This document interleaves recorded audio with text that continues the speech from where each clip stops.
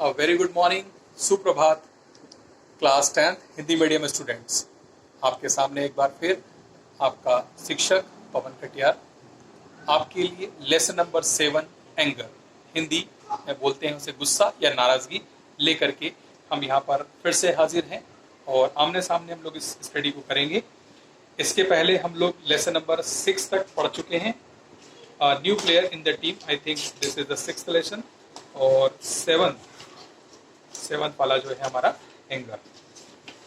यहाँ तक किसी को कोई परेशानी नहीं होगी, और अगर आपको इसमें कोई दिक्कत या समस्या है तो आप चैट पर कर सकते हैं। मैं बहुत सारे बच्चों की चैट देखता हूँ और जैसे ही मुझे समय मिलता है मैं उसका रिप्लाई भी कर देता हूँ। कुछ कॉपीज़ मेरे पास आती हैं तो अगर मेरे पास समय होता है उस समय तो मैं उन्हें चेक भी कर देता हूँ।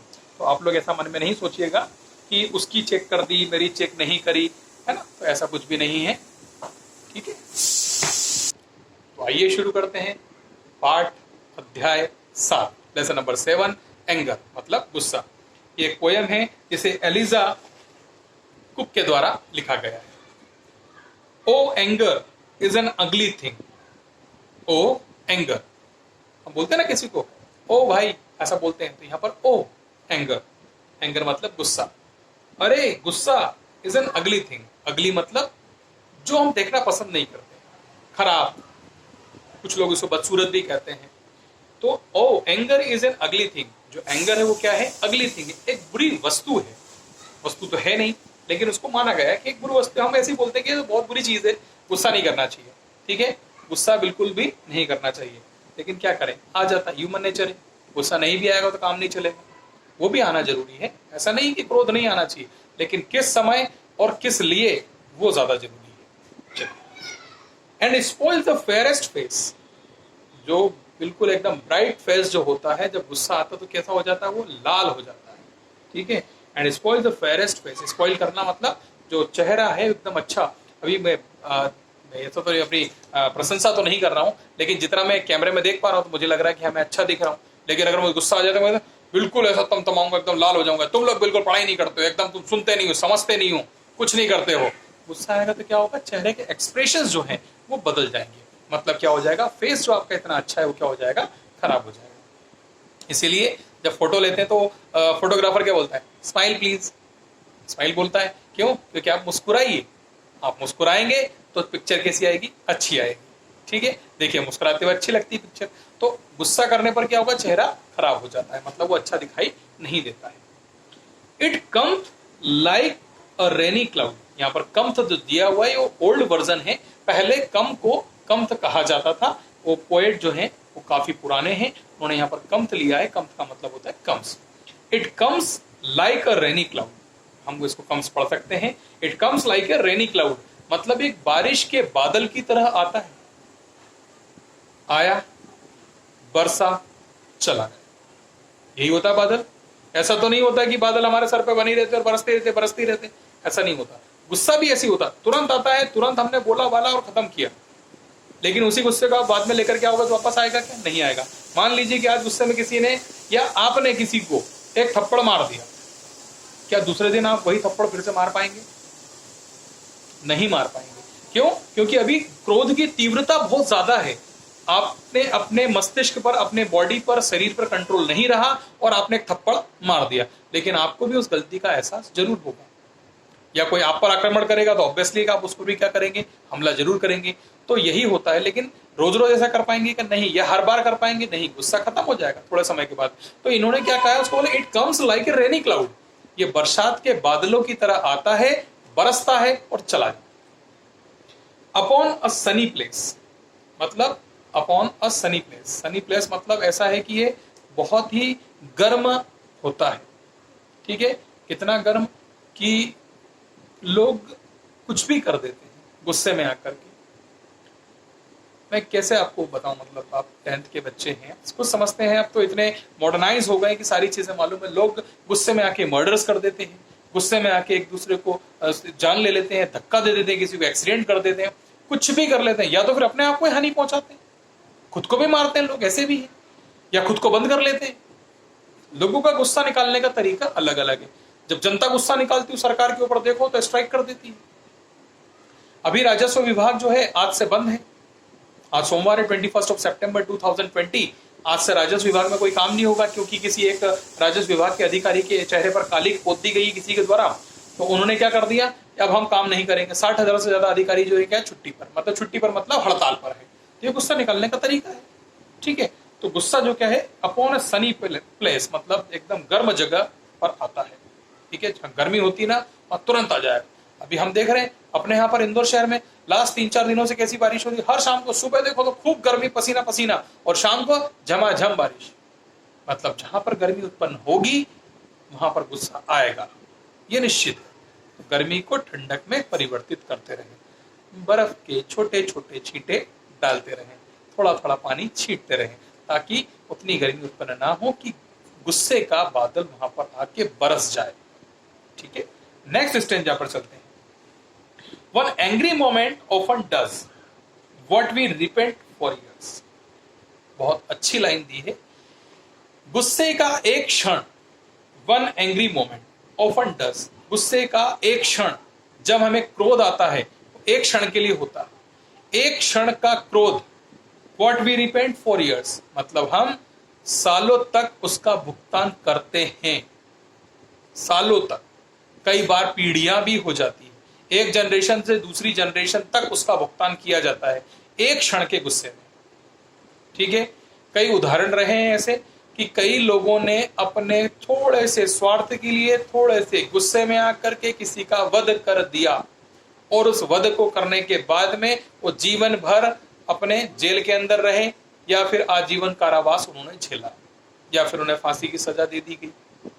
तो ये क्षण भर का जो गुस्सा होता है वो सालों तक हमें क्या कर सकता है, हमें रिपेंट करना पड़ सकता है। तो हमें कोशिश करना चाहिए कि हमें गुस्सा बिल्कुल भी ना आए, लेकिन जहां लगता है कि गुस्सा आना चाहिए वहां पर गुस्सा जरूर से आए। वो क्षण भर का गुस्सा क्या करता है, हमसे गलती से हो जाता है, हम इतना गलत कर बैठते हैं। It works the wrong we never make right by sorrow और बाय टीयर्स। उस गलती का भुगतान ना तो हम हमारा दुख के साथ, भले हम कितने भी दुखी हो जाए, उससे उसकी क्षतिपूर्ति नहीं होगी, हम कितना भी रो लें क्षतिपूर्ति नहीं कर पाएंगे। कई बार, जैसे मैं अपना जीवन का एक उदाहरण बताता हूं, मैंने एक बार गुस्से में एक कृत्य किया था जो आज भी मुझे उस बात का बहुत दुख होता है। मेरे यहाँ पर चढ़ाव, सभी के यहाँ पर होता है छत पर जाने के लिए, तो मेरे यहाँ पर चढ़ाव लगा हुआ था, और एक बड़ा सा चूहा जो है उस रोज हमें परेशान करता था। एक दिन वो चूहा उस चढ़ाव पर चढ़ रहा था, हालांकि वो बड़ा था और उसने कुछ खाया हुआ था बहुत सारा, और इसकी वजह से वो चढ़ाव के स्टेप्स जो है फटाफट नहीं चढ़ पा रहा था। मैंने कपड़े धोने वाली जो मोगरी अपने हाथ में ले रखी थी, मैं छोटा था, और वो 2 या 3 स्टेप ही चढ़ा था और मैंने मोगरी से उसको मार दिया। मोगरी से मारने पर उसकी डेथ हो गई वहीं पर। लेकिन उसके बाद में बहुत रोया, मुझे इस बात का दुख हुआ कि मैंने उसे क्यों मार दिया। जब मैंने उस चीजों को समझा, छोटा ही था मैं, लगभग आप ही के समान 8वीं 10वीं में रहा होऊंगा उस समय, लेकिन उस बात का मुझे बहुत दुख हुआ और मैं खूब रोया। लेकिन मुझे ये समझाया गया कि बेटा तुमने कर तो दिया, लेकिन तुम उसके जान अब तुम वापस नहीं ला सकते, वो तो गई, वो तो खत्म हो गया। हो सकता है वो अपने बच्चों को छोड़ करके आया हो, बच्चों को छोड़ करके आई हो, चुहिया भी हो सकती है, आई डोंट नो। तो इस तरह से क्या होता है, गुस्से में आकर के हम नुकसान कर देते हैं, जिसको हम दुख के द्वारा या अपने आंसुओं के द्वारा कभी भी उसका पश्चाताप नहीं कर सकते। Third stanza, page number 49, lesson number 7। The hand of peace is frank and warm and soft as ring doves wing. ठीक है, तो शांति के हाथ होते हैं, वो कैसे होते हैं, बिल्कुल फ्रैंक होते हैं और वार्म होते हैं, मतलब वो आपकी तरफ सौहार्द का हाथ बढ़ाते हैं और गर्माहट से भरे हुए होते हैं। And soft as ring doves wing, और इतने सॉफ्ट, इतने नर्म होते हैं जैसे कि फाख्ता। यहाँ पर जो डव, जो आप शैम्पू अभी नहाते हैं जिससे, उसको देखिएगा, उसके ऊपर एक पक्षी बना हुआ है जो कबूतर की फैमिली का होता है, कबूतर जैसा ही दिखता है, उसे बोलते हैं फाख्ता। तो वो जो डव है उसके पंखों के समान बिल्कुल नरम, कोमल, मुलायम होता है। कौन? द हैंड ऑफ पीस, शांति का हाथ। शांति, यहाँ पर किसी महिला का या किसी बच्ची का नाम नहीं बोल रहा हूं, पीस वाली शांति, जो शांति हम महसूस करते हैं मंदिरों में जाकर के या कोई अच्छा काम करने पर, उस शांति, उस भावना की मैं बात कर रहा हूं। And he who क्वेल्स an angry thought is greater than a king. ठीक है, और यहां पर क्या है, एंड ही हु क्वेल्स, क्वेल्स का मीनिंग देखिए, टू स्टॉप और रिड्यूस स्ट्रॉन्ग और अनप्लीजेंट फीलिंग ऐसा भाव जो आपके अंदर गुस्सा उत्पन्न करे उसे रोकना। And he who क्वेल्स an angry thought it is greater than a king. क्या होता है, अपने अंदर इस तरह की भावनाएं उत्पन्न करना, इस तरह का अनप्लीजेंट विचार लेकर के आना, कुछ अनायासी कह रहे यार ये अच्छा नहीं हो रहा है, ये तो बुरा हो रहा है, और वो क्या करता है, अपने गुस्से को क्या कर देगा, जन्म दे देगा। मान लीजिए आप कोई सब्जी पसंद नहीं करते, मम्मी ने वही बनाई, आपको गुस्सा आ जाएगा, आप शांत रह लो, मम्मी से बोलते मम्मी मुझे ये पसंद नहीं, आप दूसरी बना सकते हैं क्या? नहीं बना सकते। मैनेज करो कि क्या हो सकता है और क्या खाया जा सकता है जो आपको शांति दे। आपकी पेट की भूख, आपके जो पेट की क्षुधा है, जो भूख है, उसे आपको क्या करना है, शांत करना है।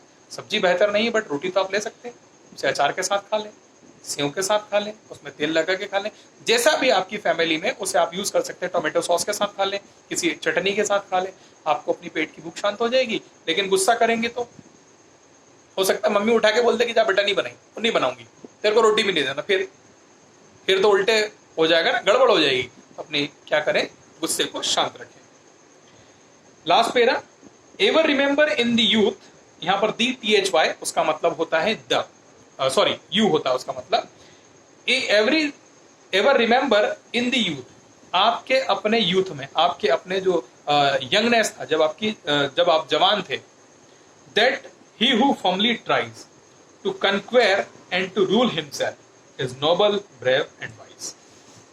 जब आप यंग एज में होते हैं तब जो एंगर होता है वो आपके ऊपर बिल्कुल सवार होता है, तुरंत छोटी छोटी सी बात पर गुस्सा आ जाता है। लेकिन जो एक्सपीरियंस पर्सन होते हैं, जिनकी उम्र हो जाती है, जो बूढ़े हो जाते हैं, उन्हें इतनी जल्दी गुस्सा नहीं आता, क्योंकि उनका जीवन का अनुभव होता है। साहब गुस्सा करने से क्या होगा, नुकसान होगा। वो नहीं करते, शांत रहते हैं, समझाते हैं, बातों को समझने का प्रयास करते हैं।